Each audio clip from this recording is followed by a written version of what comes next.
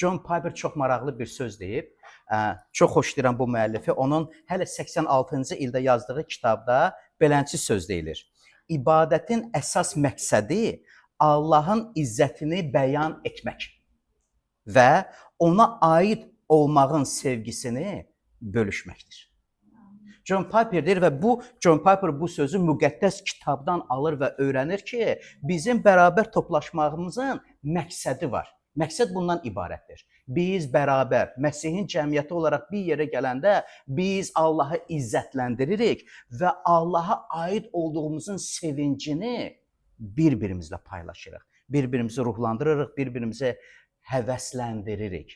Və bu məqsədə uyğun olaraq bizim müəyyən işlərimiz var, hansını ki, bu bazar günü biz edirik. Bərabər toplaşanda biz Allahı izzətləndiririk. Biz Allaha dualarımızı edirik və burada bir-birimiz üçün dua etmək barəsində danışanda istəyərdim bir sir açım. Sir bundan ibarətdir. Başqası üçün dua edəndə Allah sənin ehtiyaclarına cavab verir. Müqəddəs kitabın ruhu bundan ibarətdir ki, biz ancaq öz ehtiyaclarımızla özümüzü qapamırıq. Mənim ehtiyaclarım, kimin ehtiyacı yoxdur? Kim həyatda hansısa bir problemlə, qarşı durmayla, xoşa gəlməz bir vəziyyətlə üzləşmir? Hamı üzləşir. Amma üzləşdiyimiz məsələlərdə bizim münasibətimiz nədir? Müqəddəs kitab öyrədir ki, özün üçün necə arzulayırsan, özün üçün necə istəyirsən, yanındakına eyni şeyi et. Və yanındakına ürək yanğısı ilə, sevgi ilə, həvəslə dua edəndə sizcə bu Allahın gözündən qaçar? Heç bir şəklə qaçmaz. Bizim başqasına olan sevgimizi ona göstərdiyimiz qayğılarda, onun ehtiyacına biganə qalmamaqda görən Allah sənin də ehtiyaclarına cavab verəcəkdir. Buna görə əgər başqasının üzləşdiyi hər hansı bir ehtiyacı görüb ona əhəmiyyət vermirsənsə, biganə qalırsansa, o yüzden necə düşünə bilərsən ki, sən öz ehtiyaclarına cavab alacaqsan? Allah bütün sistemi bunun üzərində qurur. Başqaları üçün hazırlayırsansa, sənin qarşına çıxacaq. Ona görə biz həvəslə bir-birimiz üçün dua edirik və çox maraqlıdır ki, biz bir-birimizin qayğılarını daşıyanda, bu sözdən istifadə etmək istəyirəm, bir-birimizin yükünü daşıyanda, dualarında bir-birimiz üçün vəsadət edəndə biz öyrənirik yol yoldaşlığa, öyrənirik yolu bərabər getməyə, öyrənirik ki, həyatda mən tək deyiləm və mənim yanımda duranların qayğı yükünü də daşımağa hazıram. Bunu etmək istəyirəm. Biz bir-birimiz üçün dua edəndə bir-birimizə o dəstəyi və ruhlandırmanı ötürürük. Sən tək deyilsən. Sən dualarda başa düşürsən ki, üzləşdiyin məsələlər sənin üçün vəsadət edən və sənə dəstək göstərən insanlar var. Biz bir-birimizə baxanda bir-birimizdə səhvlər axtarmırıq. Əgər hansısa uyğun olmayan bir hərəkəti görürüksə, ilk əvvəl nə edirik? Dua edirik. İlk əvvəl dua edirik. Biz bir-birimizi mühakimə edən deyilik, vəsatət edənlərik ki, ay Allah, onu dəyişdir. Ona kömək et ki, sənin yaxşılığını, xeyirxahlığını, sənin sevgini görərək o sevgidən dəyişilməyə bacarsın. Biz bir yerdə toplaşanda biz Rəbb Allahı tərənnüm edirik. Biz ilahilər oxuyaraq Allahı izzətləndiririk. Və bilirsiniz, bunun da bir sirri var. Allahı izzətləndirdiyimizə görə, ürəkdən ona nəğmələr oxuduğumuza görə və ürəkdən oxuduğumuz nəğmələrə içimizdə Allaha olan sevgi dolu münasibəti səsləndirdiyimizə görə özümüz də ruhən həmin o izzətlə dolmuş oluruq. Məmnunluq, razılıq, sevinç ürəyimizi doldurur. Və bilirsiniz nə olur? Həyata eyni cür baxmağa başlayırıq. Ümidli, sevinclə. Allahın izzəti bizi doldurur, çünki Allaha izzəti biz veririk. Yaradanımıza səcdə edirik. Allahın böyük işləri barəsində öz aramızda danışaraq onu məth edirik. Nə qədər vacibdir Allahın həyatında gördüyü işləri tanımaq və o işlər barəndə imanlar cəmiyyəti arasında şəhadət etmiş. Rəbb bunu mənim üçün etdi. Rəbb dualarıma cavab verdi. Mən özümü tənha hiss etmirəm. Bu Allaha etdiyimiz həmdlərdir. Və nə qədər çox Allahın işini öz həyatınızda tanısanız, nə qədər Allahın sizin həyatınızda mövcudluğunu anlasanız, o qədər də ürəyiniz minnətdarlıqla dolacaq. O qədər də bu minnətdarlıqdan qaynaqlanan sevinc sizi bürüyəcək. Bu sevinc Allaha həmd etməyə səbəb olacaq. Və nə qədər çox Allaha həmd etmiş olsanız, o qədər də o izzətlə də öz daxilinizi doldurmuş olacaqsınız. Ona görə ruhunuza görə sevinc dolu, məmnun, razı, minnətdar insanlar olacaqsınız. Və bu şamil ediləcək sizin ailələrinizə, dostlarınıza, ətrafınızda olan insanlara. Biz bir yerdə toplaşanda bunu öyrənirik. Biz bir yerdə ünsiyyətdə oluruq və bizim ünsiyyətimiz çox önəmlidir, çox vacibdir. Bu ünsiyyətin əsasında biz bir-birimizi təşviq edirik, bir-birimizi ruhlandırırıq. Sən tək deyilsən. Bu cür düşünən, bu cür əqidəyə malik olan sən tək deyilsən, tənha deyilsən. Sənin kimi digərləri də var, hansılar ki, ümidlərini Rəbb İsa Məsihə bağlayıblar. Ondan qurtuluş gözləyirlər, ondan cavab gözləyirlər. Bütün istəklərini, arzularını ona həvalə edərək ona güvənirlər.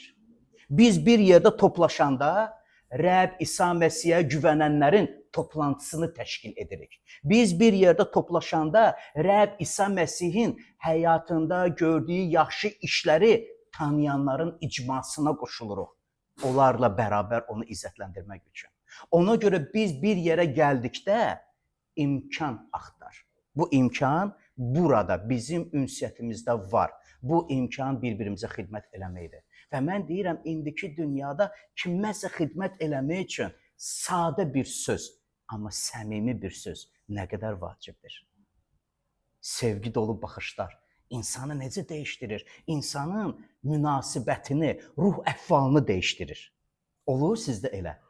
Kiminləsə üzləşirsən, bir də qabağıma çıxmasan, baxışları, münasibəti insanın içinə həmişə bir məyusluğu getirir. Amma kiminləsə görüşəndə onun xoş təbəssümü, sənə olan sözü adamın ürəyini açır. Elə insanlardan olun. Elə insanlardan siz olun. Gözləməyin ki, kimsə sizi qarşılasın.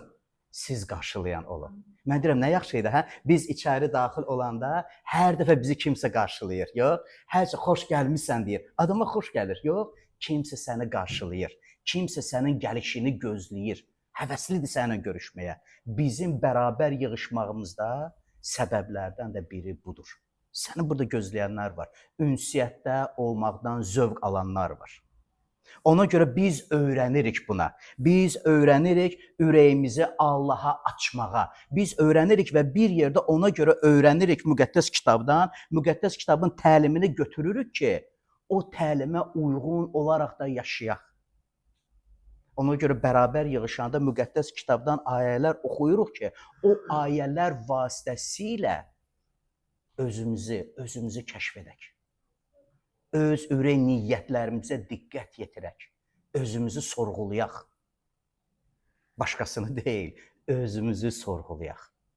Biz müqəddəs kitabdan öyrənirik ki, Allaha etibar etmək nə qədər yaxşıdır. Çünki müqəddəs kitab Allahın varlığını bizə aşkar edir və Allahın varlığını tanıdıqca biz görürük ki, o yaxşıdır, xeyirxahdır. Müqəddəs kitabda Allah özünü aşkar edərək deyir ki, o insan sevən Allahdır.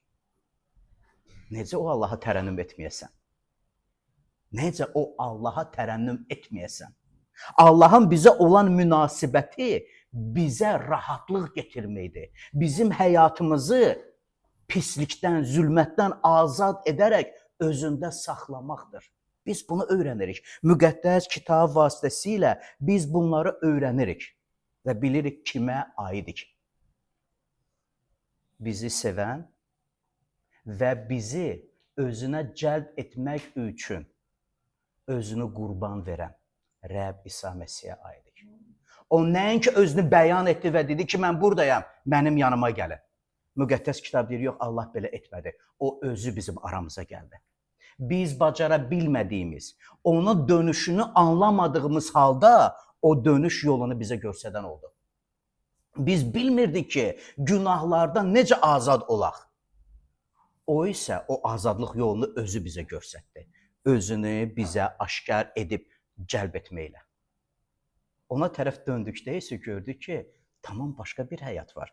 Müqəddəs kitab o həyatı bizə aşkar edir. Belə yaşamaq mümkündür. Və biz adları barəsində eşitdiyimiz, rəğbət bəslədiyimiz, hətta ki, onların həyatını öz övladlarımız üçün arzuladığımıza görə övladların adlarını o peyğəmbərlərdən, salih insanlardan götürüb veririk. İstəyirik ki, bizim övladlar da belə yaşasınlar. Onlarınsa həyatının sirri bundan ibarət idi.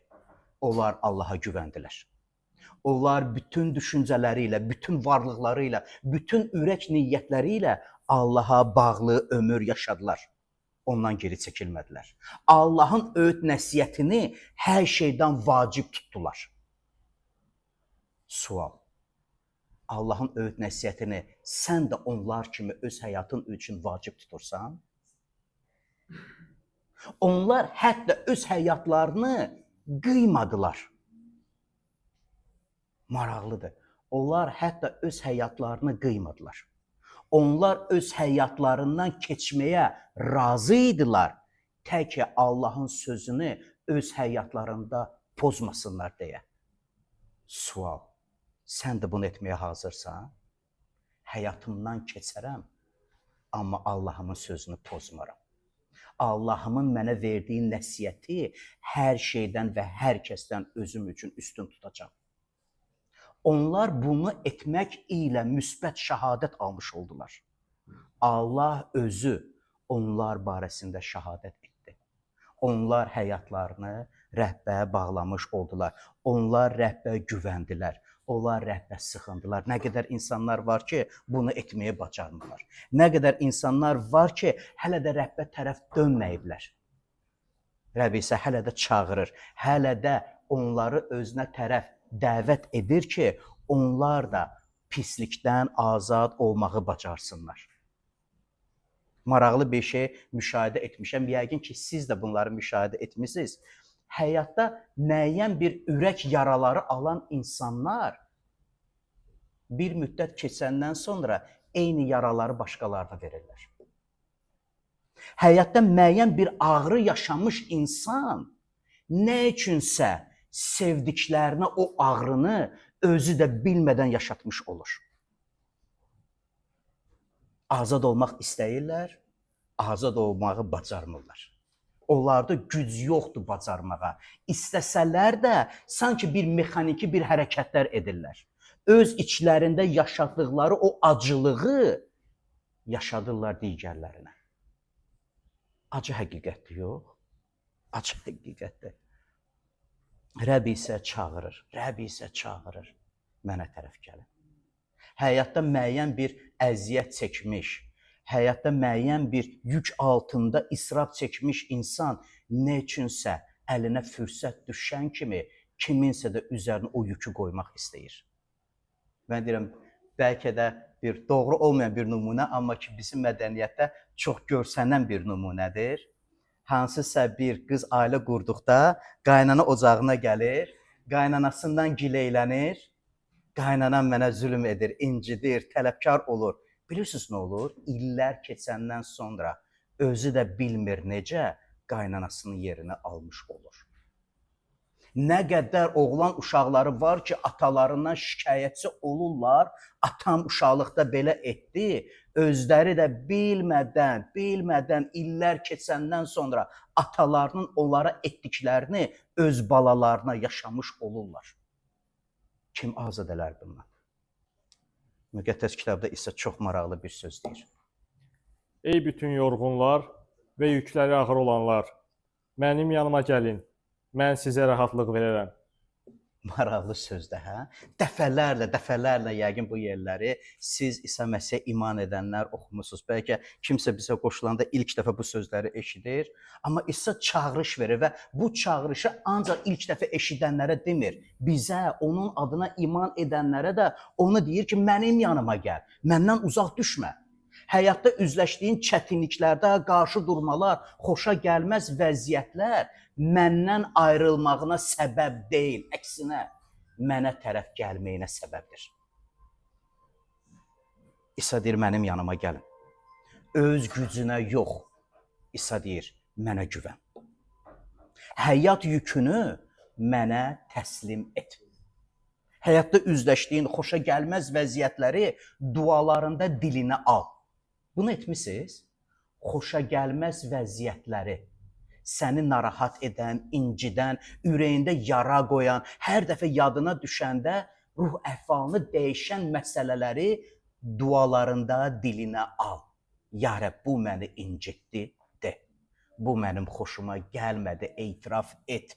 Bu məni inildirir, bu mənim içimdə bir ağrıya çevrilib dualarında Allahına de ki, həmin o yükü də dua vasitəsilə Məsih İsa'ya təslim etmiş olasan. İsa deyir, mən rahatlıq verirəm. İnsan rahatlığı başqa bir şeydə tapa bilməz. Nə qədər insan var ki, rahatlığı qazancda, əldə etdiyi şeylərdə tapmaq istəyir, yenə də rahat ola bilmir. Çünki əgər Rəbb rahatlığı versə, insan rahatlığı tapacaq. Əgər rahatlığı Rəbb verməsə, təəssüf olsun ki, insan o rahatlığı tapa bilməyəcək. Və həmin o rahatlığı insanlara verən, özünə tərəf dəvət edən insan İsa, üzr istəyirəm, bu sözləri, bu ayədə qeyd edilmiş sözləri deyir. Mənim boyunduruğumu üzərinizə götürün və məndən öyrənin. Çünki mən həlim və qəlbən itaətkaram. Bununla canınıza rahatlıq taparsınız. Çünki mənim boyunduruğum rahat və yüküm yüngüldür. Özünə tərəf dəvət edən insanlara İsa ancaq gəl mənim yanıma, mən sənə rahatlıq verəcəm, sonra qayıt öz həyatına demir. O deyir, mənim yanıma gəl, mənim yanımda qal, mənim boyunduruğumu öz üzərinə götür, məndən öyrən. Və yəqin ki, dəfələrlə eşitmişsiniz ki, boyunduruğumuzu İsa bizi çağırır ki, biz onun boyunduruğunu öz üzərimizə götürək. Əlavə bir yük vermək istəyir İsa. İsa istəyir ki, o elədiyini, o gördüyü işləri biz də görək. Yəqin ki, dəfələrlə eşitmişsiniz bu sözləri. Boyunduruq sözünə gəldikdə çox maraqlı bir sözdür. İstər İbrani dilində, istər Yunan dilində baxanda daşımaq, bağlı qalmaq, bir rəhbərliyin altında olmaqdır. Birlikdə yol getməkdir.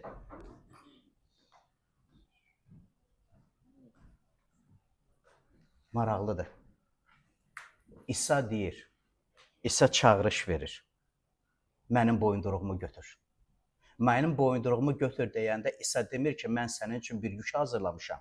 Onu sən daşıyacaqsan ömrünün axırına qədər. İsa deyir ki, mənimlə bərabər bu yolu getməyi öyrən. Mən sənə yoldaşlıq eləmək istəyirəm.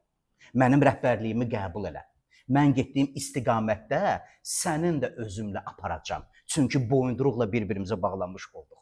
İsa deyir ki, mən getdiyim yolla səni də getməyini istəyirəm. Mənim olan tərzdə sənin də yaşamağını istəyirəm. Mənim bəslədiyim münasibəti öyrənib o münasibətdə başqaları ilə davranmağı sənə öyrədirəm. Mənim arzularım sənin arzuların olsun. Mənim etdiklərimi təqlid etməyə öyrənəsən deyə. Boyunduruğumu deyir götür, ona bağlan. Onun göstərdiyi yol ilə qorxmadan get. Çünki o dəstək verəndir. O dəstək verəndir. İsa deyir, məndən öyrən, məndən öyrən. Mən sənə vacib olanı öyrədəcəm. Və baxanda bu ayələrə İsa Məsih özünə bizi cəlb etdikdə bizdən istədiyi budur. Mənə tərəf dön, mənə bağlan, məndən öyrən.